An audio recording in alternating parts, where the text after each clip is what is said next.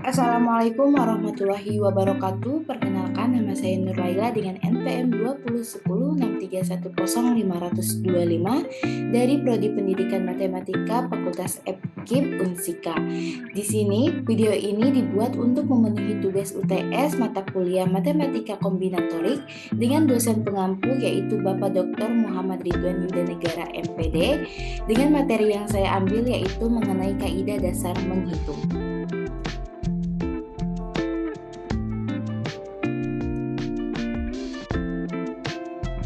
Nah, kaidah dasar menghitung dalam kombinatorial kita itu harus menghitung semua pengaturan objek.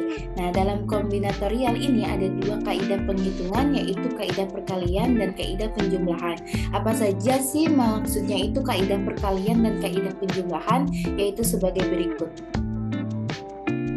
Nah, dalam kaidah perkalian di sini, bila percobaan satu mempunyai P hasil dan percobaan yang mungkin terjadi atau menghasilkan P kemungkinan jawaban.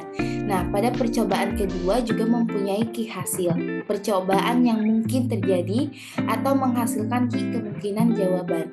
Maka, bila percobaan satu dan percobaan dua ini dilakukan, maka terdapat hasil percobaan atau menghasilkan kemungkinan jawaban. Maka P kali Q sama dengan N hasil.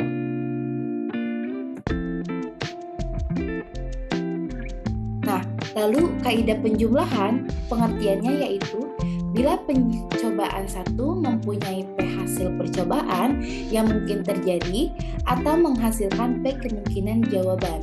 Nah, pada percobaan yang kedua juga mempunyai Q hasil percobaan yang mungkin terjadi. Maka, jika kita punya satu percobaan yang bisa dilakukan, yaitu bisa percobaan satu atau percobaan dua, maka terdapat P ditambah Q yang kemungkinan hasil percobaan P dari Q ini yang mungkin terjadi.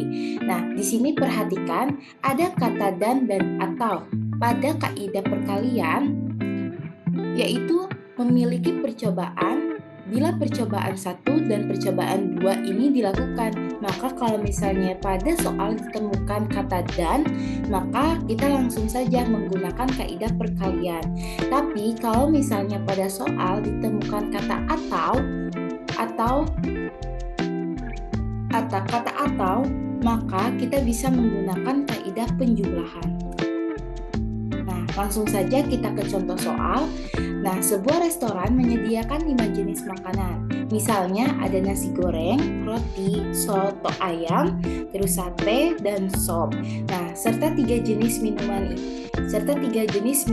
Misalnya susu, kopi, dan teh. Jika setiap orang boleh memesan satu makanan dan satu minuman, berapa banyak pasangan, makanan, dan minuman yang dapat dipesan? Nah, kalau pada contoh soal yang pertama ini, kita bisa menggunakan kaidah perkalian karena ada kata dan dalam soalnya. Nah, lalu yang kedua itu ada contoh soal, yaitu sekelompok mahasiswa terdiri atas 8 orang pria dan 9 orang wanita. Nah, berapa jumlah cara memilih satu orang yang mewakili kelompok tersebut, tidak peduli pria atau wanita. Nah, dalam soal yang kedua ini kita hanya bisa menentukan satu wakil dari pria atau wanita. Nah, kalau misalnya ada penggunaan kata atau ini, kita bisa menggunakan kaidah penjumlahan. Langsung saja kita ke pembahasan jawaban yang contoh yang pertama. Nah, pada jawaban contoh yang pertama, kita bisa menggunakan dengan diagram pohon. Nah, diagram pohon ini untuk menentukan jumlah pasangan dan minuman yang dapat dipesan.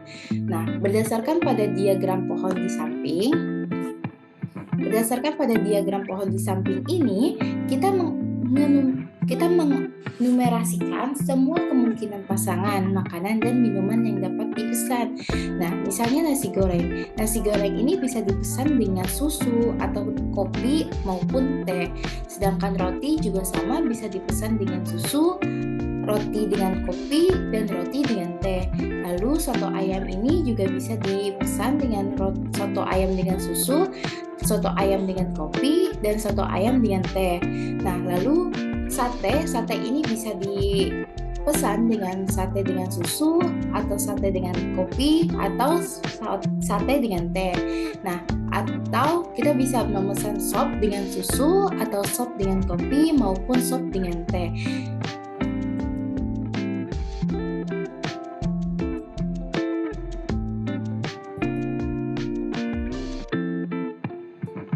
Nah, semuanya itu memiliki 15 pasangan. Semuanya ini memiliki 15 pasangan. Nah, dalam kombinatorial, kita akan memandang bahwa dalam kejadian ini kita harus memilih makanan dan minuman. Ada 5 makanan tadi kan, ada nasi goreng, roti, soto ayam, dan sate, serta sop. Nah, terus ada 3 juga kemungkinan memilih minuman, yaitu susu, kopi, dan teh. Sehingga dengan menggunakan kaidah perkalian, jumlah kemungkinan pasangan makanan dan minuman yang dapat dipesan adalah 15 pasang, yaitu 5 dikali 3 sama dengan 15. Lalu untuk jawaban contoh yang kedua ini, kan tadi itu ada 8 kemungkinan pemilihan yang diwakilkan oleh pria dan 9 kemungkinan yang diwakilkan oleh wakil wanita. Nah, jika hanya ada satu wakil atau jika hanya ada posisinya itu hanya memiliki satu orang wakil yang dipilih, yaitu antara pria atau wanita, maka jumlah kemungkinan yang bisa dipilih, maka jumlah kemungkinan wakil yang bisa dipilih itu sejumlah 17, karena 8 pria ditambah 9 sama dengan 17. Kita menggunakan kaidah penjumlahan.